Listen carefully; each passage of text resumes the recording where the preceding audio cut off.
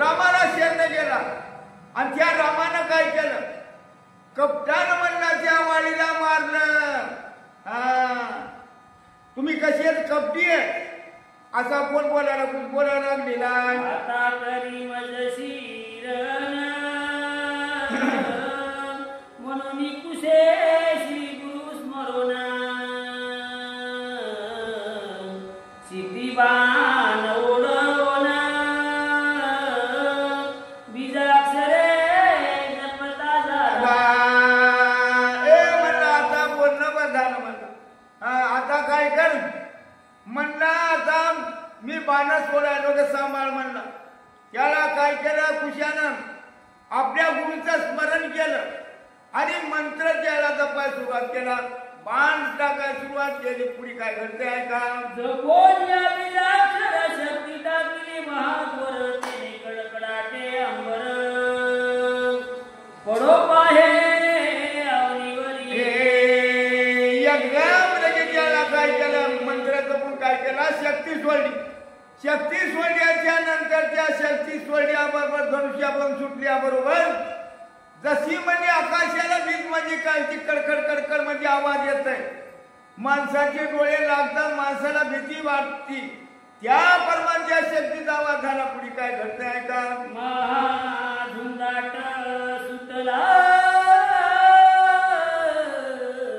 वानरा पळे अरंबिला मनती रघुनाथ कोपला संहार झाला सकळांचा.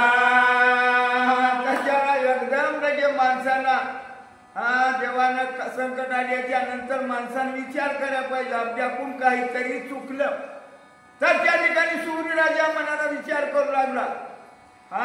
एकदम लगेच ही शक्ती सोडल्याबरोबर काय झालं? आकाशाला त्या कडकडाट विजायचा आवाज होऊ लागला. एकदम लगे वारं जोराचं सुटलं. माणसाला एकदम लगे पळून जासारखं सुटलं आणि त्याला सूर्यराजा म्हणू लागला. खास म्हणला गड्या देव आपल्या कोपला असा सूर्यराजा बोलू लागलेला आहे. लागती जना जना कपी सोडू पाती प्राणा मनती रक्षी स्वमित्र नंदना मनोनिया पाती गती. माणसाला प्रत्येक माणसाला मरणाची भीती लागली. मरणाची भीती आहे म्हणून आपण मंदिरात येतो. मरणाची भीती नड्यावर मंदिरात आलं नसतं तर ते एकदम लगे बाण कोण कुशानं सोडल्याच्या नंतर त्या वानराला बाण लागू लागले. बाण लागू लागले त्याला संते कोणाचा लक्ष्मणाचा धावा करू लागले.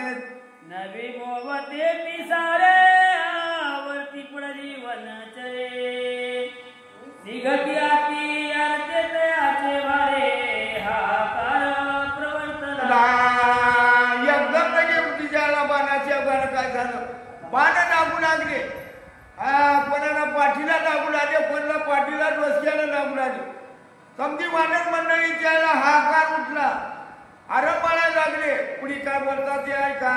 पाणी भयातून गगनी विमाने पडती खचोनी देव पळाले ते तोनी बाण लागती म्हणून.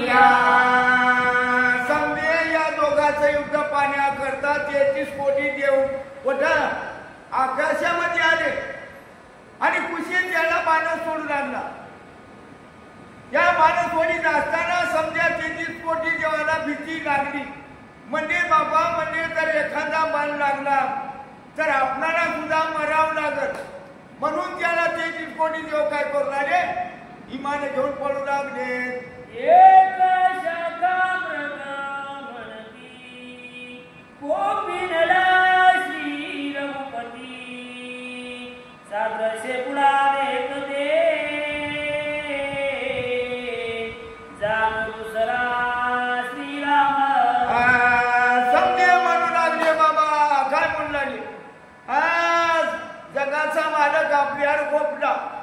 दुसरा राम काहीतरी अवतार झाला आणि ते राम कायदा आपल्यावर कोपलाय असे सर्व त्या ठिकाणी वानर मंडळी राक्षस मंडळी त्याला बोलू लागले, एक श्याम राजीव लोचन, दुसरा शोभे गौरवर्ण, मनती हाची रघुनंदन, ततस्थ होनी पडिये.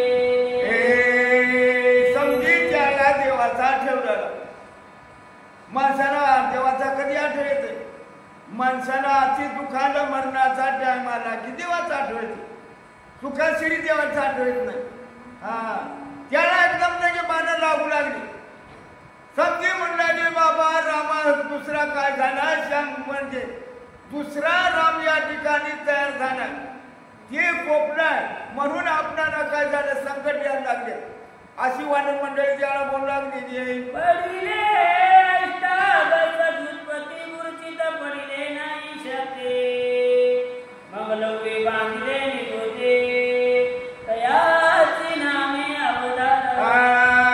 तर त्याला नागमारा सांगायला म्हणजे कुशाच्या अवघानं म्हणजे मनाच्या अवघानं त्या ठिकाणी कितीक लोकांना बाणं लागले होते. कोण कोण बाणाच्या अवघानं कोठं या जमिनीवर पडलं होतं.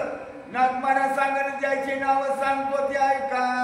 दळनीळ जमुवंत, सुग्रीव सुसेन दधिमुख वीर्यवंत. जाऊया सांगा ज्या ठिकाणी जाऊन बसू नको.